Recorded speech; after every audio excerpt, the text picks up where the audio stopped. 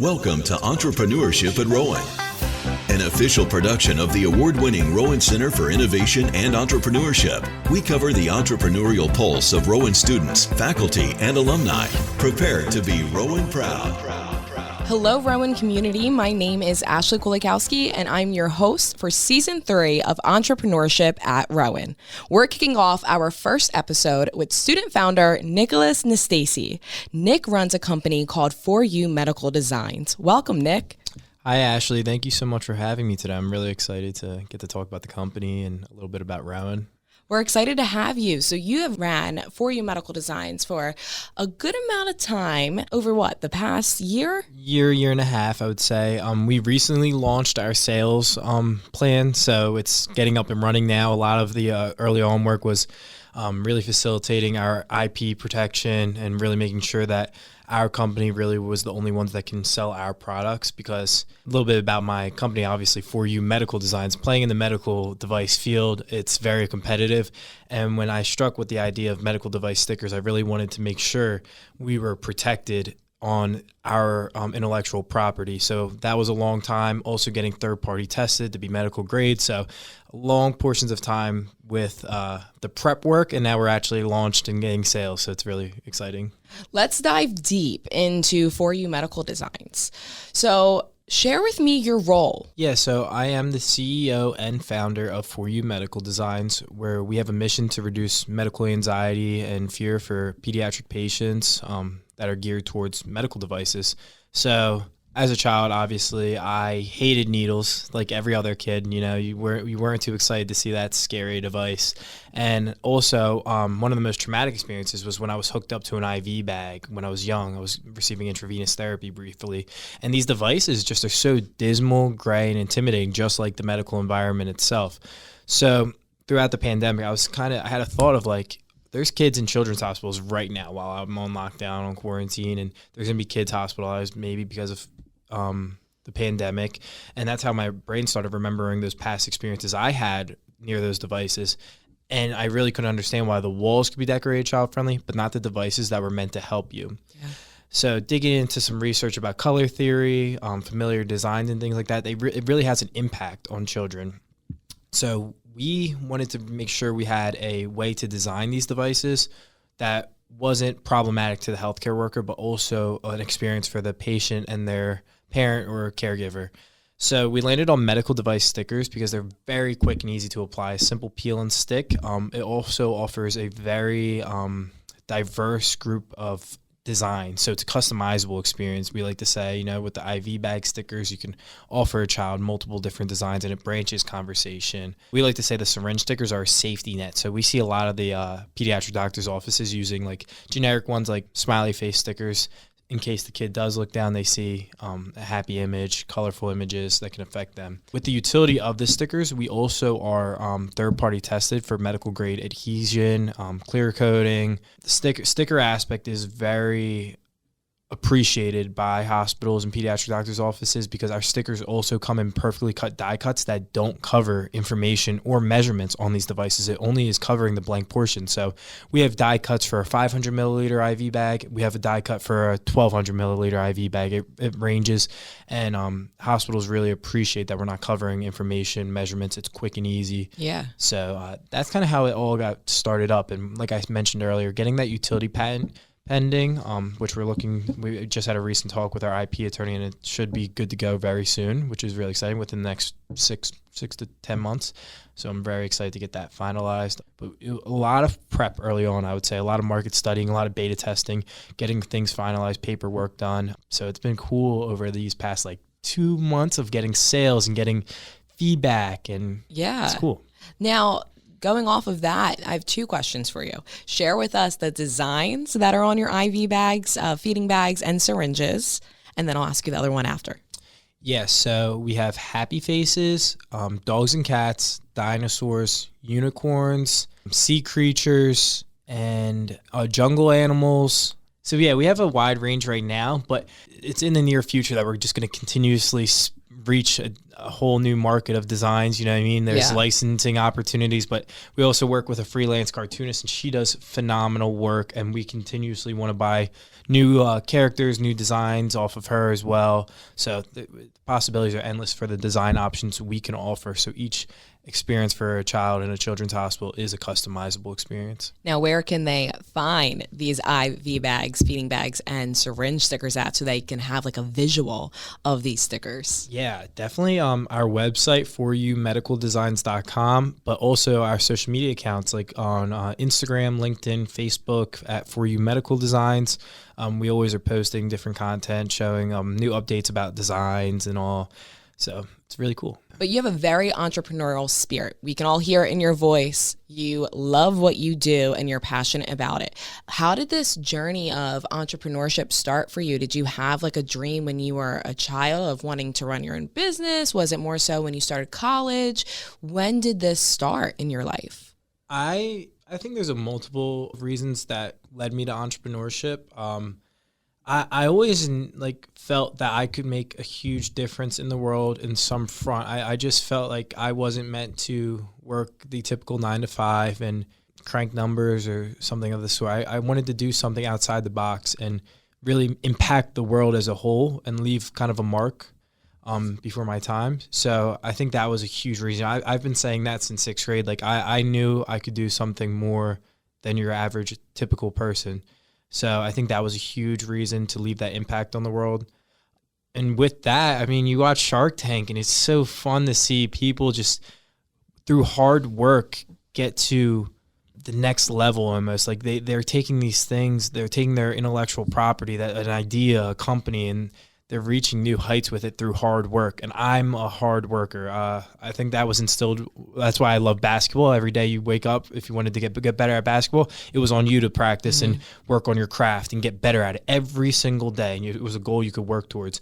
And I think there's a lot of similarities between sports and entrepreneurship. So I love the fact that I'm waking up and I'm betting on myself. Like every day, Nick, you got to get something accomplished. You know what I mean? There's an end goal. There's an end goal. There's an end goal. And it's not repetitive. It is. We were talking recently and we said like it's something new every day. You know, it's a different, something pops up one week and something you never even could imagine pops up. So I like that aspect of it. It's exciting. There's something to always work towards.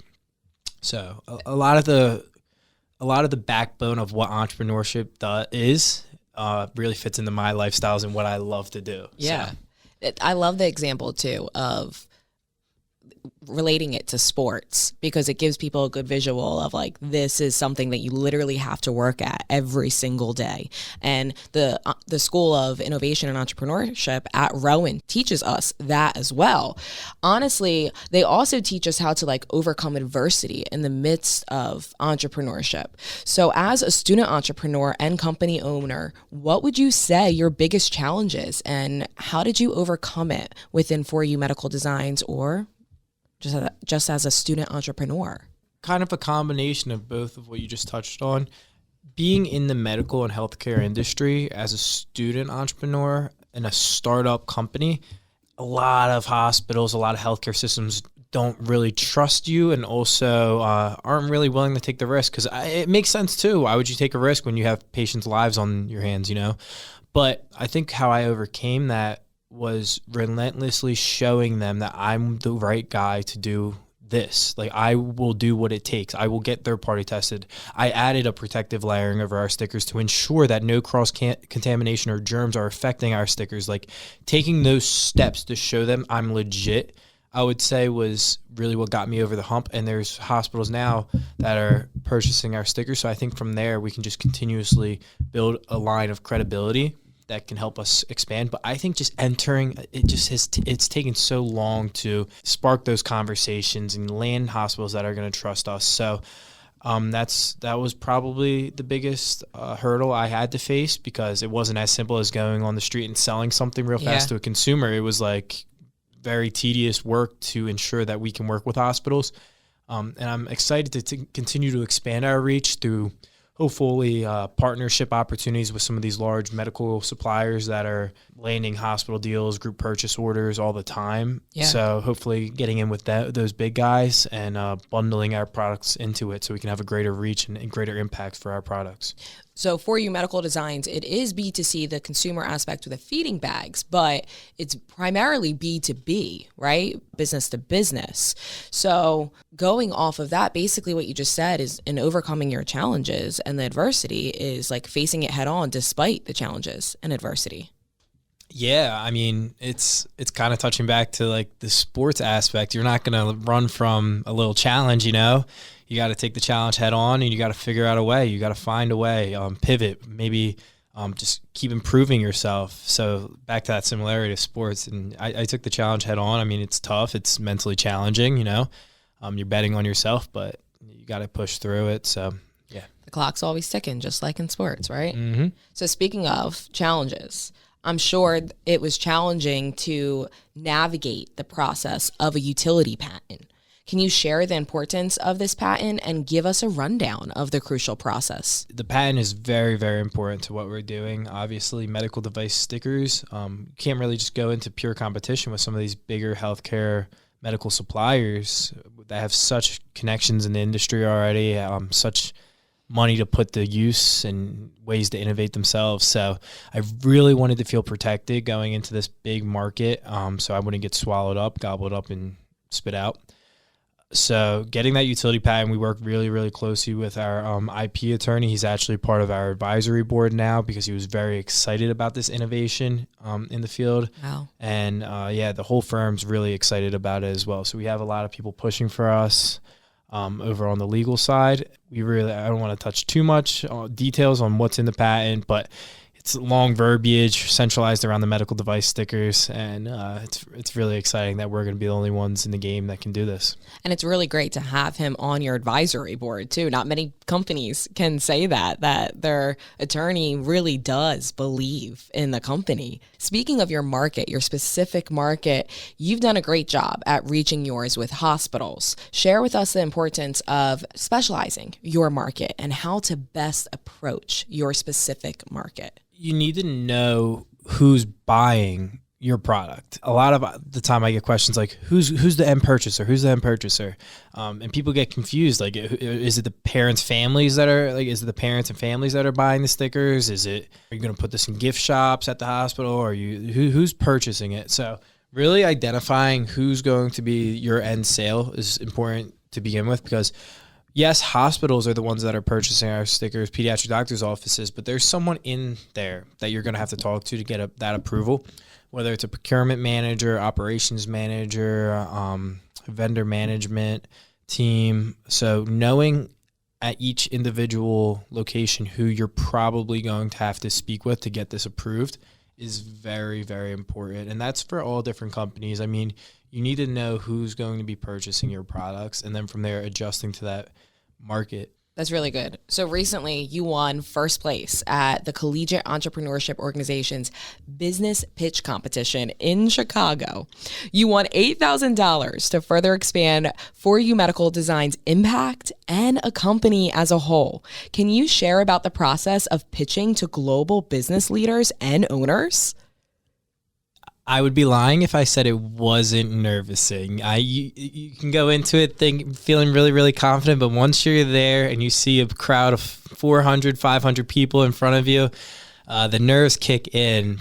But what was really important was practicing. I mean, me and my partner, Joshua Perry, who's our VP of operations at For You Medical Designs, we probably practiced our pitch over the past month at least 3,000 times. And I mean, if we weren't saying it and practicing out loud together, we were mumbling it under our breaths when we're walking somewhere, or on the plane ride there, I was typing in my notes repeatedly, delete, retype. At the gym, in my headphones, or driving in the car, I'm listening to a video recording of me pitching so I could just hammer it in my head. So even though all those nerves were hitting me in the final round when we were in the top 8, I went on cruise control almost. It was just so natural and automatic that even with the nerves, the words were just coming out of me. The cues were already set up, and it felt so on cruise control. I think that was so important amongst the nerves.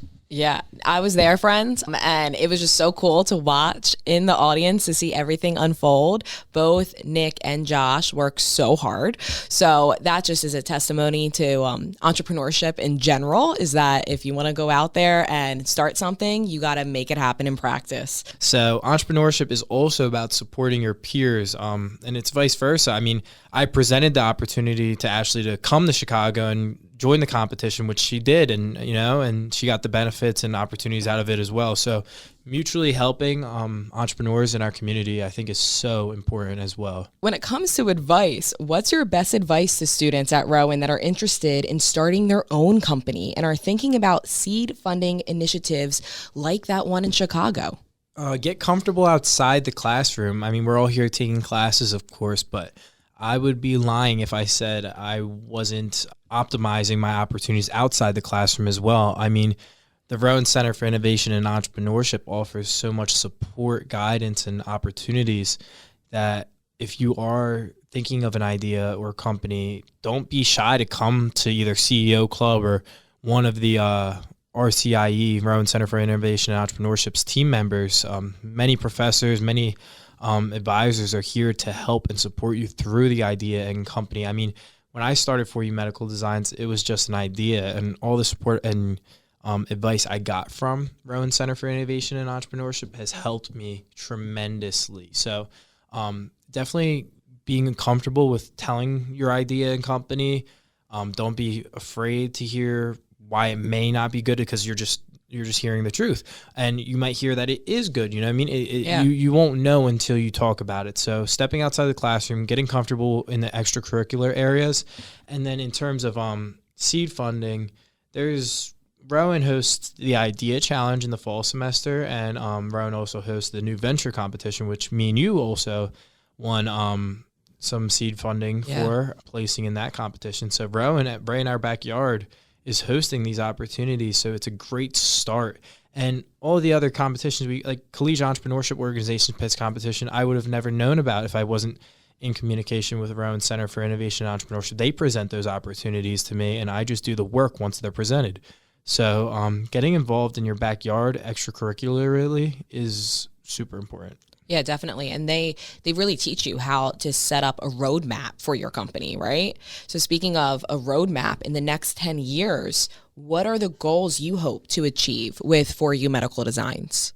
We want to be the pediatric norm for any medical device. So definitely establishing ourselves as the pediatric norm for IV bags, feeding bags, syringes, which are our current product lines right now, but also establishing other product lines, inhaler spacers, and many other devices that we can decorate. You know, that's why we're 4U Medical Designs, because we have a goal to decorate a multitude of different devices to meet each patient's needs. So that's one definite goal. Number two, I would say, is strategic partnerships are huge in this industry. And I would love to have like a Pfizer or a Moderna license our patent and be able to add to their processes, adding this smiley face syringe sticker to their vaccines, because I think, I mean, I've heard from adults that they would appreciate seeing a little smiley face when they look down. You know, it can impact someone's day. Leveraging that with some of the biggest vaccine manufacturers, so everyone can have a smiley face on their vaccine when they're going to the doctor's office. You know, I think that's another huge thing. Partnerships with like Baxter IV bag companies, all of these kind of things can really expand our impact and have more impact for pediatric patients. So I think that's another huge goal for us. That I would really love to accomplish. How do you best manage your time? Like, what is the best suggestions for our students that are listening, or maybe they're not students and they're entrepreneurs that want to best manage their time? I was the kid in high school that did not use his agenda book. I wouldn't open it. I wouldn't, I thought I could memorize everything. And when I started the company, the best thing that has helped me optimize my time and stay on track and is just scheduling. So I do it a little differently. I don't have an agenda book, but in my notes, I utilize my notes day in and day out. Anything I need to put in there, I have a literal list of my meetings throughout the week in organized order from when it's going to happen most recently to the furthest date. So that's very important. And writing down any notes I can in my notes. So if I have a meeting, I have a note section specifically for that meeting so I can remember everything that was discussed and laid out. Utilizing the reminders on your iPhone is huge. Yes. I just got a reminder right before the session and I'm like, oh my God, I would have forgot that. So when I think I need to remember something in a week out, 2 weeks out, that's super helpful. And I do it all on my phone because I won't always have an agenda book on my hip. I won't always have my journal on my hip, but I have my phone in my pocket. So getting that vibration and that little reminder, oh my God, when's my meetings for tomorrow? I can just pull out my phone. So utilizing that because you're always going to have it on you, I think has helped me a lot. Yeah, definitely. So make a plan and stick to it. Yep. Those reminders help so much. You need an agenda. Truly. So we've come to the end of this episode, but before we end, I want to ask every guest this question because all of you are coming from different backgrounds, right? So if you could give one piece of advice to our listeners who are maybe on the idea stage or not even, but are interested in entrepreneurship, what would that advice be? Be comfortable talking about your idea or company, and don't go to your 5 closest best friends and tell them the idea and be done with it if they all say no. You have to get a wide range of opinions because not everyone's gonna. There's so many people told me my idea was stupid when I was first asking people, but I probably asked 500 people during my market studies once the patent was finished off. Even before the patent, I was trying to find some industry experts that I could have a conversation with, maybe if you want to get an NDA in case you're scared, but be comfortable talking about the idea and getting that feedback from a multitude of people, and then the ball just starts rolling from there. You got to be comfortable. Don't be scared of other people's opinions. You're seeking them out for a reason, and I think being comfortable talking about it and getting involved extracurricularly would be my 2. This was such an insightful episode. I've really learned a lot. I know every listener is definitely learning so much with us. Thank you, Nick, for joining us and giving us some insight into For You Medical Designs and your experience and what you're doing right now. Before we go, do you want to just shout out those socials again and the website? Yeah, I wanted to say if anybody wanted to network with me, I'm on LinkedIn, Nicholas Nastasi. You could email me at info@4umedicaldesigns if you had a question or wanted to bounce ideas off me, network with me. So those are kind of personal ways to reach me. But again, social media accounts for the company are For You Medical Designs. And I'm excited that more people can be a part of the journey and really follow the journey as well. Yes, thank you, Nick. Well, you guys heard it here first. We are so excited for what's to come with entrepreneurship at Rowan. Definitely continue to listen to the rest of the episodes. You will learn so much more just like you have today with Nick, and we hope you have a great day. Thank you for listening.